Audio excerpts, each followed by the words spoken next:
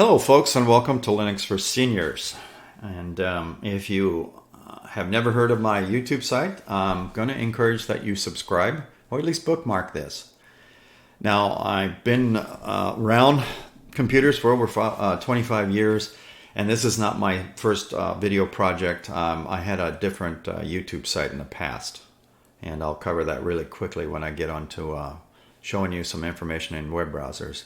So today I'm going to talk about web browsers. I have 4 examples for you today and some best practices and basically surfing the internet. This is generated toward users that are fairly new to computers and or they may be just discovering how to surf the internet or click on websites.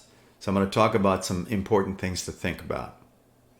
And I'll talk about one extension or tool that you can use to try to help you out to determine if this is a bad website or not.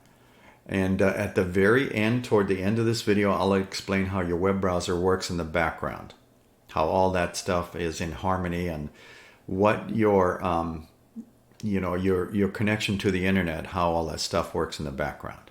If you're interested in that, then stay tuned toward the end of the video. But I'm going to start with the primary simple stuff first. None of my videos are less than 2 minutes. So my new YouTube site, I'm going to click on, the first is the Firefox web browser I'll talk about. And then I'm going to skip out of order, but I'm going to talk about Brave last, Google Chrome, and Chromium. I'm not going to give you system information because I think that's irrelevant at this point, because we're talking web browsers. These web browsers work the same in all Linux distributions. So let's talk about Firefox first.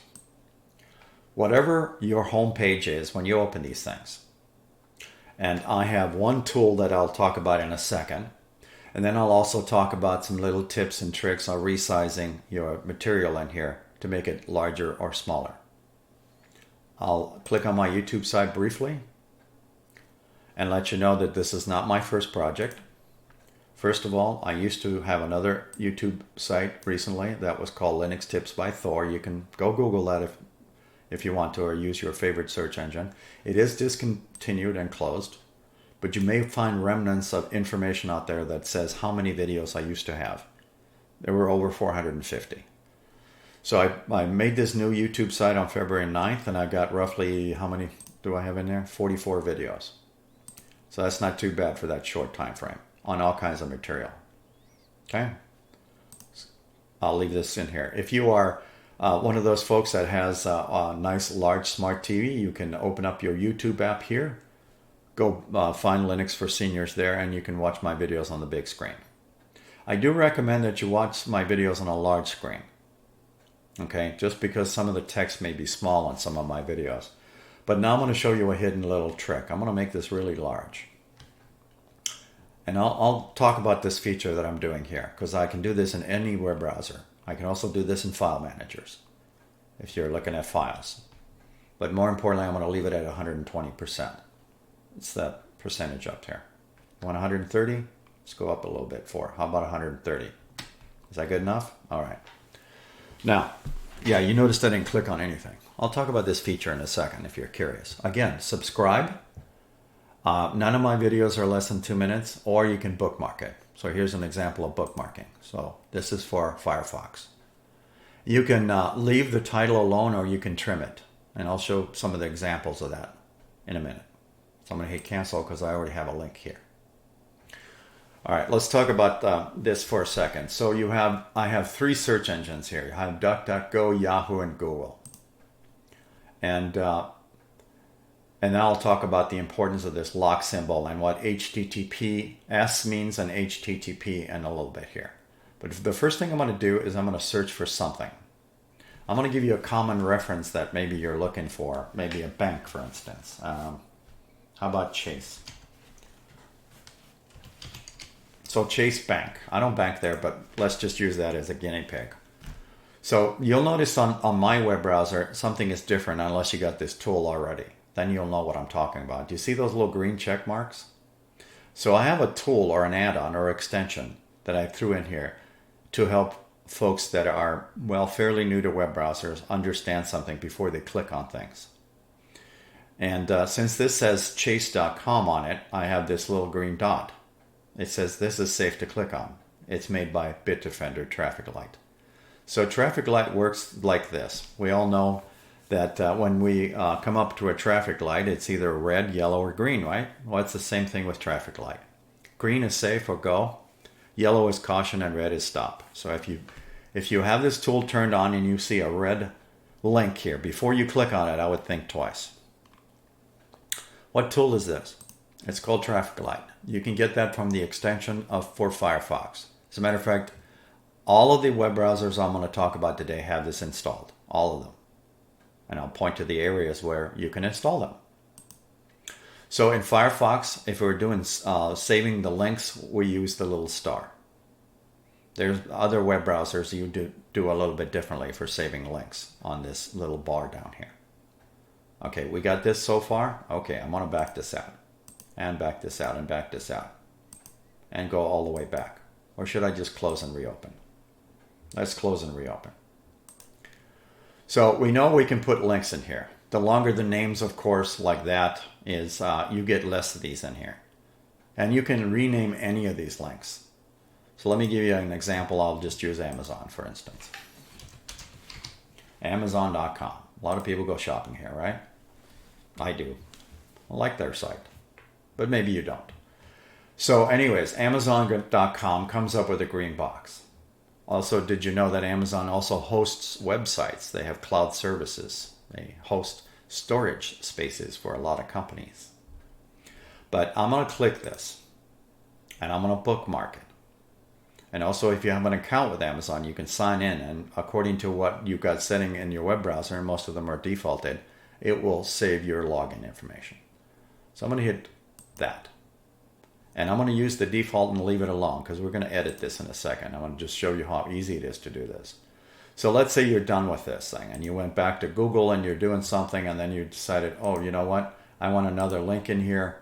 Or even I closed the web browser and I came back the next day or an hour or 2 minutes from now and going, well, that's too long because I wanted to squeeze a whole bunch of more of these things in here. Let's edit this. Right click on it. Edit bookmark. Some of you folks already know this. I know that. I'm doing this for folks that are fairly new to this thing. And you know what?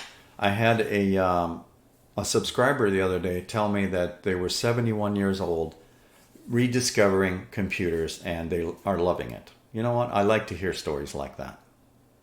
And there's also some seniors that are using computers for the first time. Well, you can also think of anybody that's using Linux for the first time too.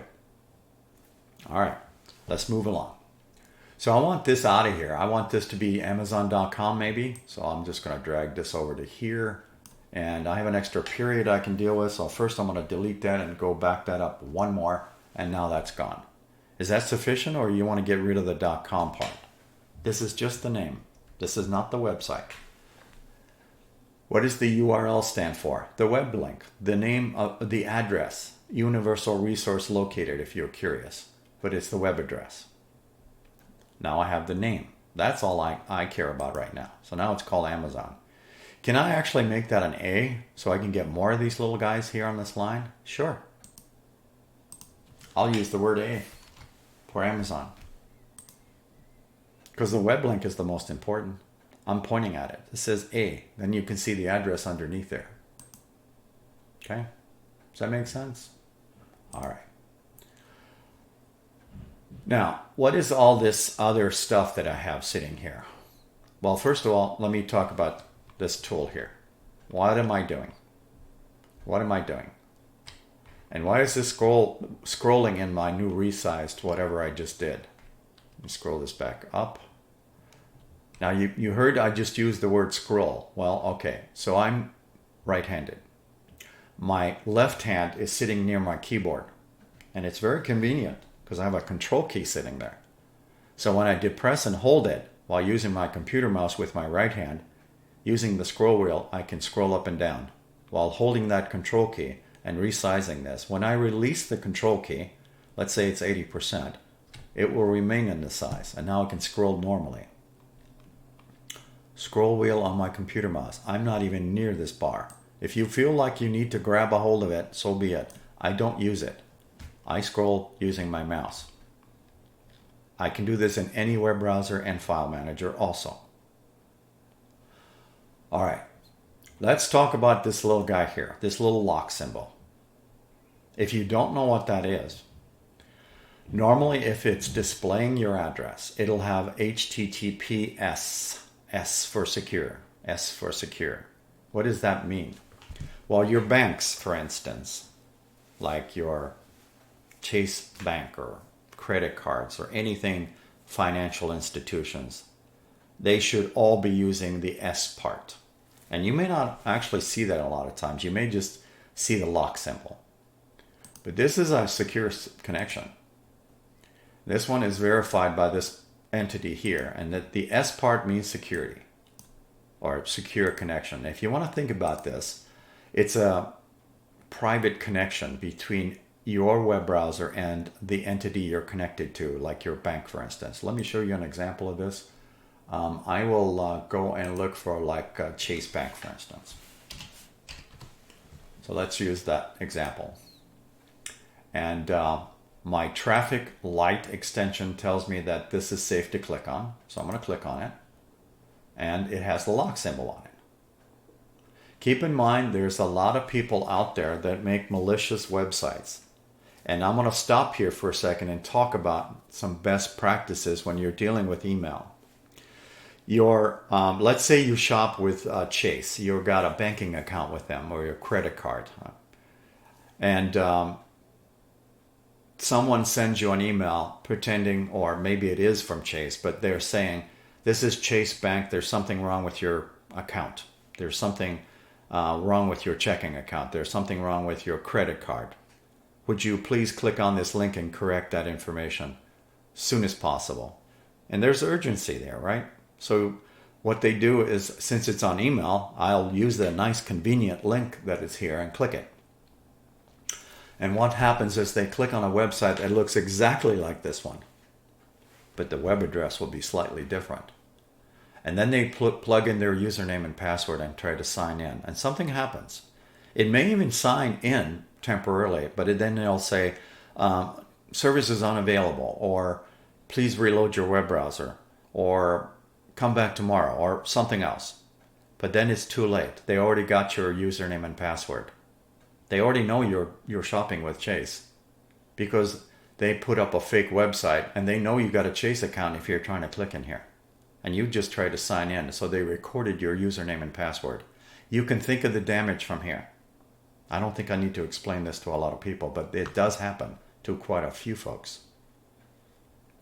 Be careful what you click on. What is the best practice when somebody sends you an email that says there's something wrong with your credit card or bank account? It doesn't matter who the bank you were shopping with or the credit card company. The first thing that you as a person needs to do is to pull that card out of your wallet or out of your purse and flip it over and call that phone number on the back. I know it's inconvenient, but it's better than clicking on a questionable web link because you don't know that's a trusted web link. You call that number on the back of your card because who issued that card was your entity, that bank, that credit card company. That number is more likely valid than any phone number on the internet. So you call them up and go, what's wrong with my account? And in a lot of cases, somebody will say, I don't know what you're talking about. Maybe you were spoofed. Maybe somebody sent you a malicious web link. This is what I'm talking about. I'd rather call my bank if I have a problem. If somebody sends me an email, you got a problem, I'll basically just call the number on the back of the card and talk to someone. Yes, it's an inconvenience, but at least you're not worried about clicking on a malicious web link that somebody sent you through email. Let's move on. So I'm going to click that lock symbol, and I want you to notice that says HTTPS. It's a secured connection. So it's a private connection between Chase and me, even though I haven't logged in yet. The connection is secure. The certificate was issued by JP Morgan and Chase. That is the company that owns these guys. Okay? Probably find that information somewhere. Here it is, investing with JP Morgan. I don't bank here, but I'm just making that reference. So that's where the HTTPS comes from. And in some web browsers, you can click that and turn that off, but not the lock symbol. It'll still be here. In other words, the HTTP part where it doesn't display. Not off, but doesn't display. I'll show that in a different web browser. But more importantly, it's got a lock symbol. That's all you need to focus on. That is a secure connection between your bank, in this case, or is this a checking account? It doesn't matter, and your web browser. That's what you want out of your banking institutions. Here's your bookmark. And this one here is a long one. It's backwards, actually. I would probably cut the front part off and leave the last part. So I'm going to do that. Let's do this here. You can see it right there.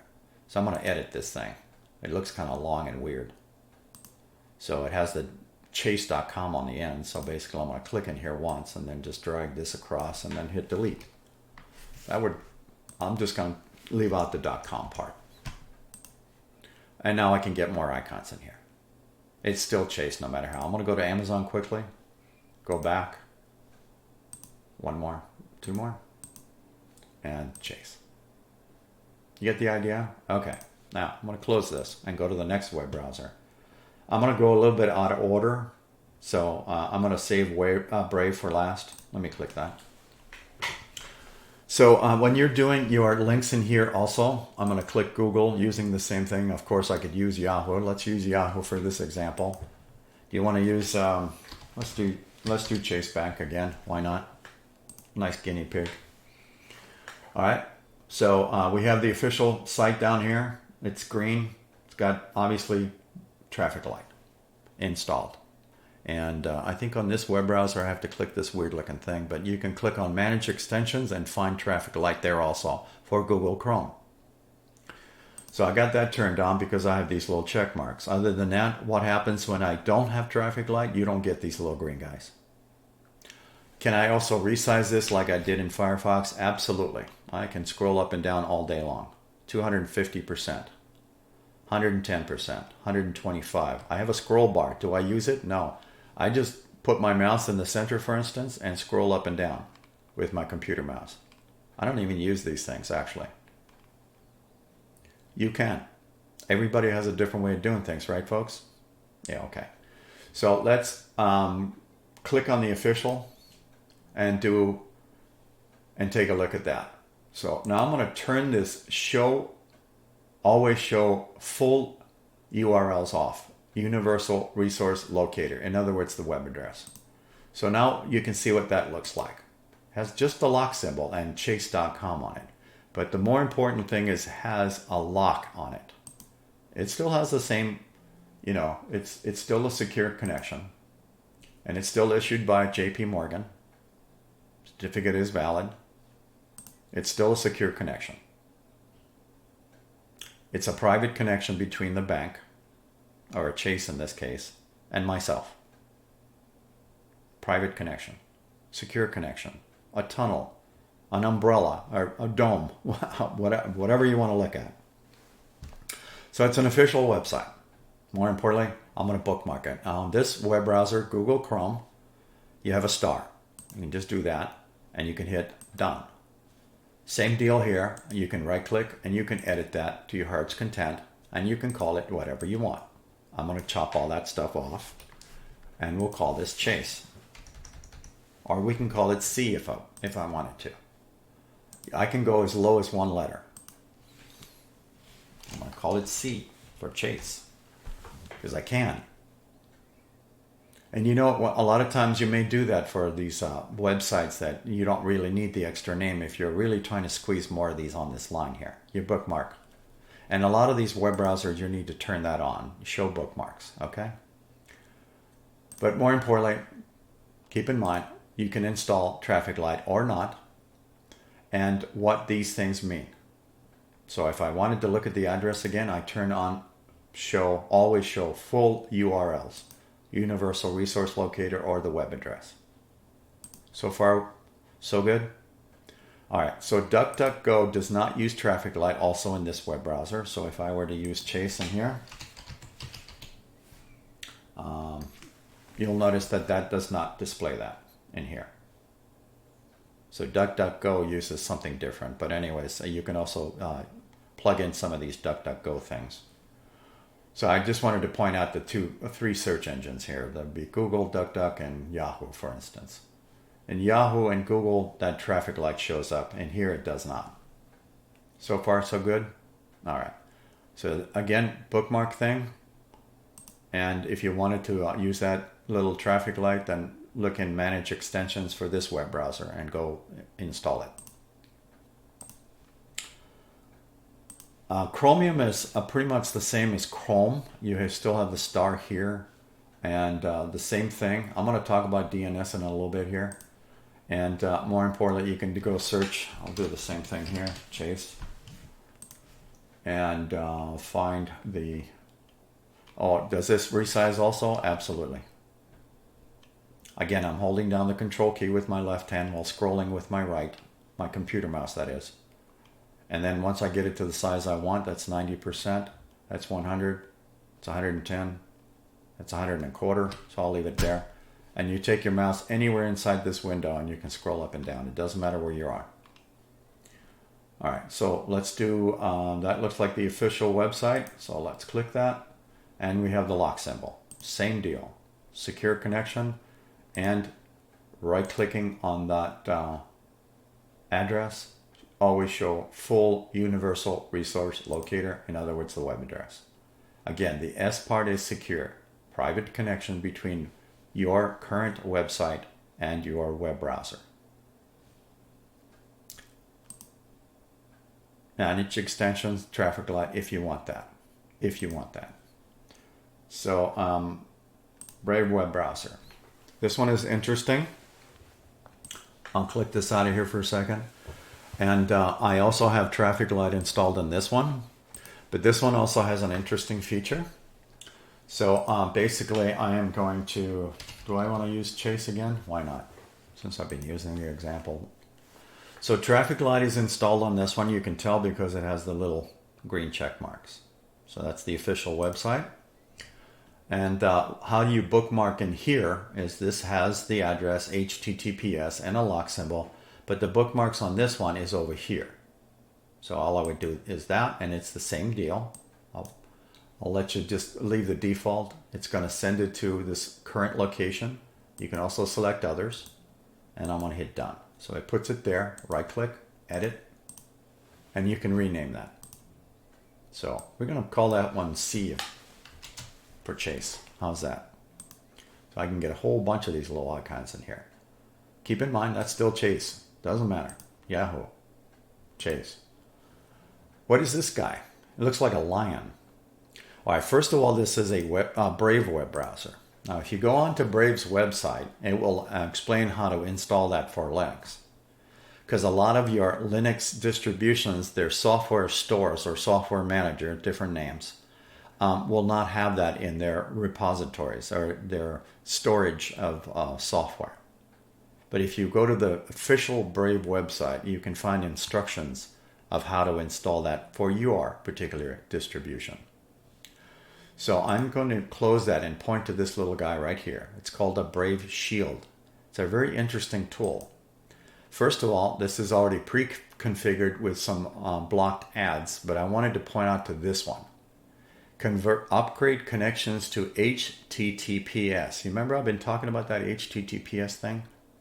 When this is turned on, and you can turn it off, when this is turned on, it tries to negotiate all of your connection points to the server you're trying to connect to on the internet with HTTPS, the secure connection side.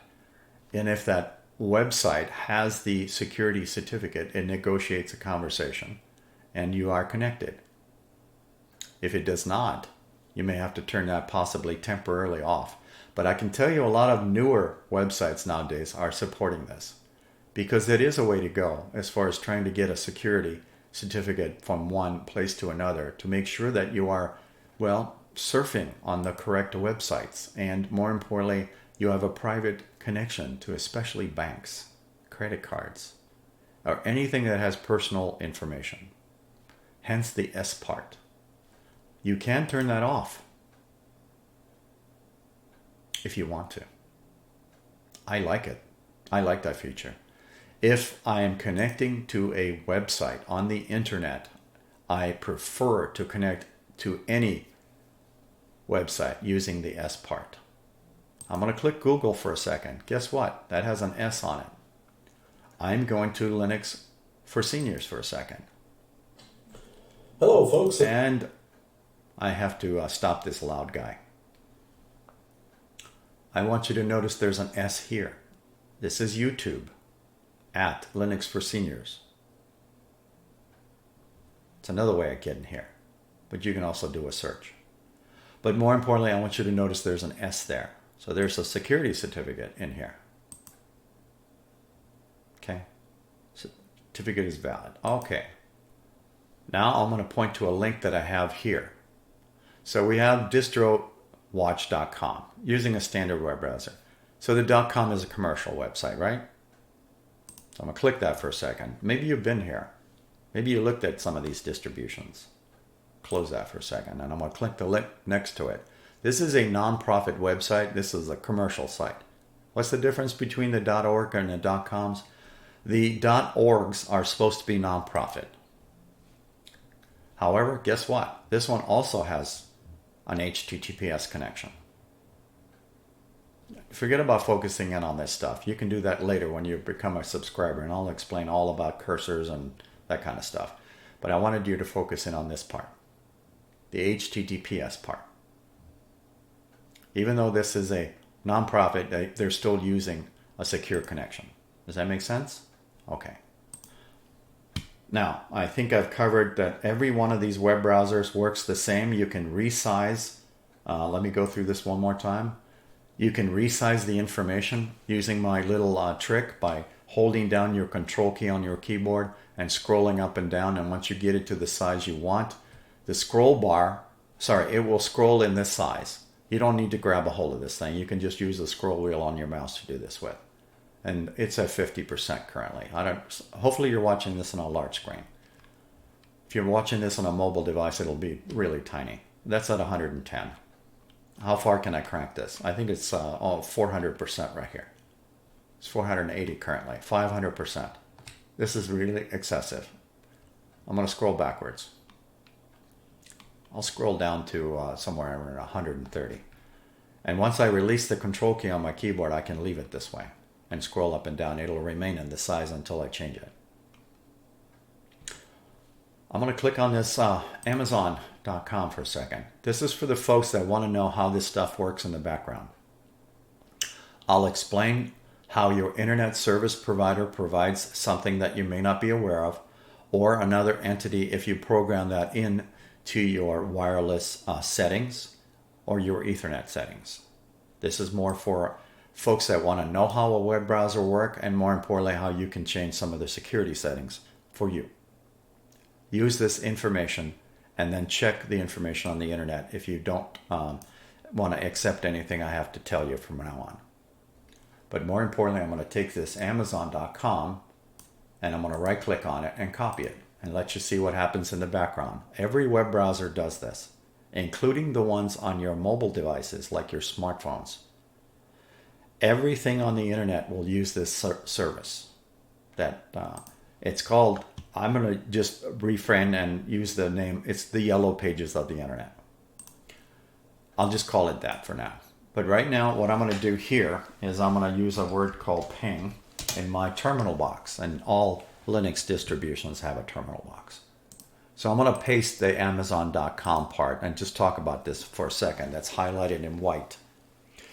So every website, whether it's Amazon.com or that other one that is .org or whatever website that you're looking for, us humans like to use those words. The computers, on the other hand, don't use those to connect to those websites. Your web browsers need a number to connect to Amazon.com, and I'm going to show you that number right now. So I'm going to hit stop or Control C for a second. That stops it. I don't want you to focus in on all the information here. I just want you to see what's inside the brackets. There are 4 sets of numbers, and you don't even have to remember these. All I want you to do is focus in on the number part. 4 sets of numbers. Doesn't matter what they are. Amazon has, several hundred I forget how many servers they have, and a lot of them are Linux, if not all of them. But anyways, they basically have all IP addresses. And more importantly, when you actually try to get onto Amazon's website, your web browser needs a number similar to this to connect. I'm going to ping another website just to give you a different reference. Some folks are familiar with Hewlett-Packard. Well, that's a commercial website also.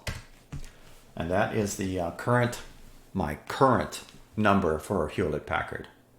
A lot of these servers will change numbers. So don't focus in on the actual number. Focus in on the number of sections I have. There's 4 sections followed by periods. 15 dot or period, 72 dot or period, 80 dot or period, 135. 4 sets of numbers. 4 sets of numbers. Your web browser needs this information to connect to Hewlett-Packard or Amazon.com, not the name. And that's all done through the magic of DNS, Domain Name System. You probably saw that earlier when I had it popped up. So let's look up DNS. And why is it called the Yellow Pages of the Internet? Because basically it translates human-readable domain names, as example here, Amazon.com, into machine-readable Internet Protocol addresses. Here is those 4 sets of numbers as the example. Don't use this as a number that you think is valid. But I wanted to let you see there are 4 sets of numbers, just like I have here. 1, 2, 3, 4 blocks of numbers. 1, 2, 3. So there's 192 period, that's 1 block. 0 dot, 1 block. 2 dot, another block, and 44. So 4 sets of numbers. Does that make sense so far? All right. Every computer that you have out there uses DNS, including your smartphones. Your smartphone maybe you got it from AT&T, maybe you got it from Verizon. I'll just give you an example, like an iPhone, for instance. You are getting a service, cell phone service, through AT&T or Verizon. They all use DNS, Domain Name System. Because if you use a web browser in there, anything that connects to the internet, it has to look up addresses. It has to look up those Amazon.coms or those Hewlett-Packard.coms or the Google.coms and translate that into a number. So your web browser, in this case, can connect to it. And it's done through DNS, Domain Name System. If you want to think about it again, it's like the Yellow Pages of the internet. You basically punch in something into a web browser and you tell it to go look up Amazon.com. And then when you get the website back here, you click on it and the magic starts to happen where your web browser gets a number similar to this in the background. None of this you'll see. All this magic happens underneath your web browser. Your web browser connects to a number, in other words. It's an internet protocol address. That's all that means. Now, your internet service provider, you are paying good money to get online. Some pay more than others. But your internet service provider, you pay them money to get online, and in most cases, people will accept all of their numbers when you connect on the internet. What do I mean by that? So you pay them you pay them money. They either give you a router or you provide your own to get on the internet, like a cable modem, for instance. And more importantly, they give you an internet address so you can properly go on the internet and do your thing. Well, what goes with it also is they normally assigned a DNS to go with it. In other words, you will use their DNS, Domain Name System. You will use their Yellow Pages, if you want to call it that. So a lot of people do this to their web browser. This is Chromium. This has an Incognito Window, right? And everybody always thinks, now I'm going to go surfing and nobody's going to know where I'm at. You're absolutely incorrect. The only thing this does is it removes your browsing history and cookies and other information. However, when I use the word might, it's more likely the case that it will. Your internet service provider knows exactly where you've been. Your employer issued you a computer. Your school computer also has DNS. That's normally run by whatever service they use. But more importantly, your employer also knows where you've been using the DNS. This is not private incognito. This is, unless The might part is if you're using another service that is not using your employer or school or internet service provider. And yes, you can provide your own DNS. There are free DNS services out there that you can plug into your settings. Your employer probably has that feature locked out, and maybe your school too. But more importantly, your home computer, you can probably try this yourself. You go into the internet settings and you can actually plug in your own DNS numbers. I'm not going to get into that in this video. I just wanted to let you see that when you click on this through Chromium, this will come up here to warn you that your internet service provider can also find this information for you. It's not keeping any browser history or cookies or other stuff. But your employer or school knows what websites you surfed on. Okay, with that said, this is Chromium. And I'll minimize this for a second and then go over to Firefox. I'll go to the private window part. Private browsing. This web browser does the exact same thing. If I am paying good money to my internet service provider or ISP, and I'm using their DNS, they know exactly where I'm surfing, even though I'm in this mode.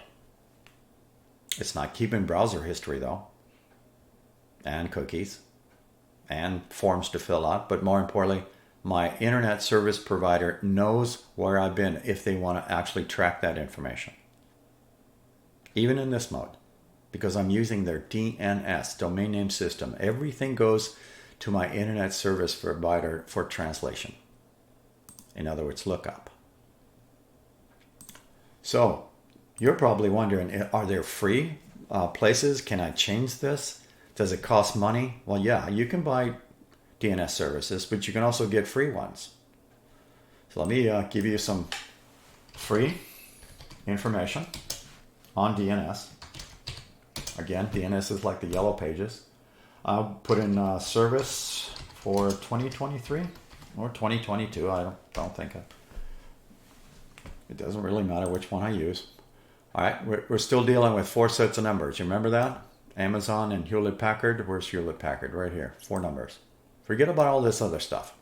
We're just dealing with 4 numbers here. I just want you to understand that process. Your web browser needs a 4-digit number in the background to connect to these websites. Whether that's the current number right now, or a lot of these places use multiple servers. In other words, let's say you connect to hewlettpackard.com, there'll be one primary server, and then other servers will send you to different places. And when you're actually connecting to them, there could be 10 of these hp.com servers, for instance. They'll give you different numbers. Don't focus in on that stuff. Focus in on what I'm talking about right now. 4 sets of numbers. Google is, if you want to use their free DNS service, is all 8s. That's their primary server, and this is their backup server. So the only difference on this 2 here is the last 2 numbers are 4.4. These are 8.8. So Cloudflare is the easiest thing for me to explain here. That's a free DNS service also.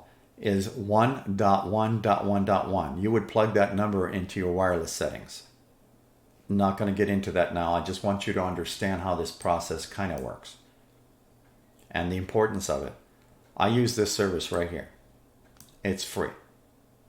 All of my computers use OpenDNS for translation. You know this box that I brought up earlier here? That service is doing this work for me. That DNS translation from Amazon.com into that number is done through OpenDNS currently. Not my internet service provider. Not my internet service provider. So again, this is a free service. I'm not going to advocate this. You can do your own research. I'm just going to show you something with OpenDNS for a second. What I'm going to do here is I'm going to just copy the word, open up another tab, and I'll use Google for this, and punch in that word, OpenDNS, just to let you know a little bit about the company. So they're owned by Cisco. Cisco makes routers, big commercial routers. Routers are something that, they route information. They route signals from the internet. They route information from company to company, whether it's from the United States or Europe. It's a router. They route information. That's all you need to basically remember. So I'm going to click on this in a second because they're owned by Cisco. Cisco makes those routers. OpenDNS is their extension, but the parent organization is routers. Big company. OpenDNS, owned by Cisco. You can read all about it. A lot of enterprise customers use this also. 7 million. All right. So basically, you can read all about the DNS information here, but I want you to see this. I'm going to get rid of that for a second. I want you to see this number on the bottom here. It's the exact same number as right here. So they even publicize that directly on the bottom of their webpage. So you can just plug in that as your primary DNS, and your backup DNS is this number right here. 4 sets of numbers, 208.67.220.220. I even got that plugged into my cell phone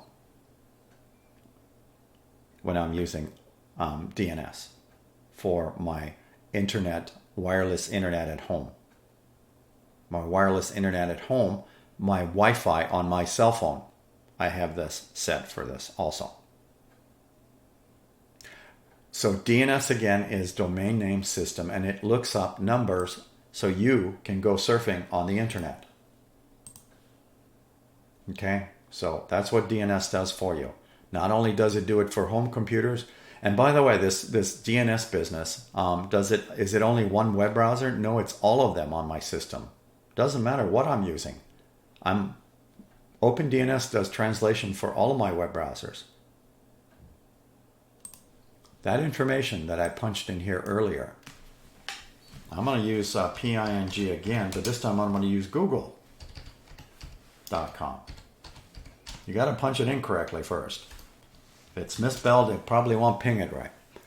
But more importantly, that number there is the current number I need to connect to Google.com. It's 4 sets of numbers. Don't focus in on the actual number. Just focus in on what it's doing. It's taken my human readable Google.com and translating it into a number so my web browser can connect to Google.com in the background. And that service that's doing the translation here currently is done through this on my machine. Yours, you could be using your own internet service provider's DNS, your ISP. I am not using my ISP. I am using this one. Why am I using that one? Because I don't really care to have my internet service provider know exactly where I've been all the time. I'm doing this for privacy reasons. You don't have to change your DNS at all. I'm just presenting this fact to you and how your web browser works in the background. So if you're using your internet service provider information, you can still do the same thing. So if you ping your Google.com in your terminal box on your machine, you're using whatever DNS service you signed up for or whatever you got programmed into your wireless services. And in most cases, people do not change those. They just accept whatever your wireless card connects to. You plug in your password, and it's using the DNS off your internet service provider. It may be even going through your own home router, then into your cable modem and out that way, but you're still using your internet service provider's domain name system in most cases, unless you alter it yourself. So these are free DNS services out there.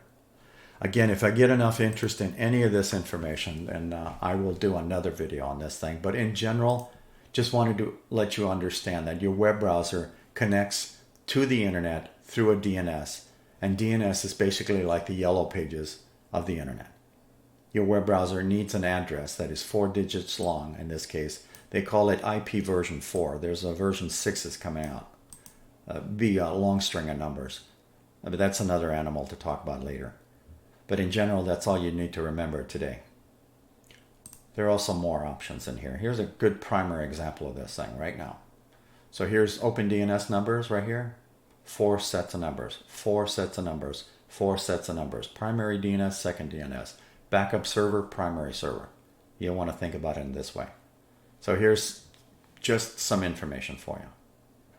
And Cloudflare is probably the easiest one to explain because it looks like binary in my language, but more importantly, it's 4 sets of ones.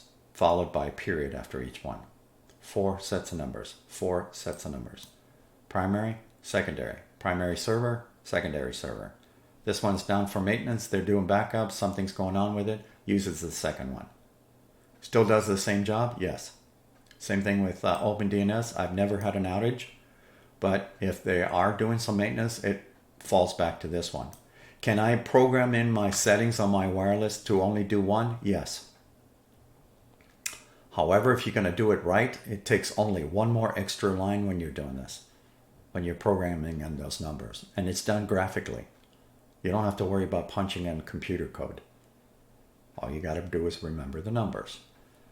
And the question is, what service do you want to use? Do you want to use a free service or a paid service? These are free services. I've been using this for more than 10 years. Don't take my word for it though, folks. It's just like anything else. Do some of your own research. Okay?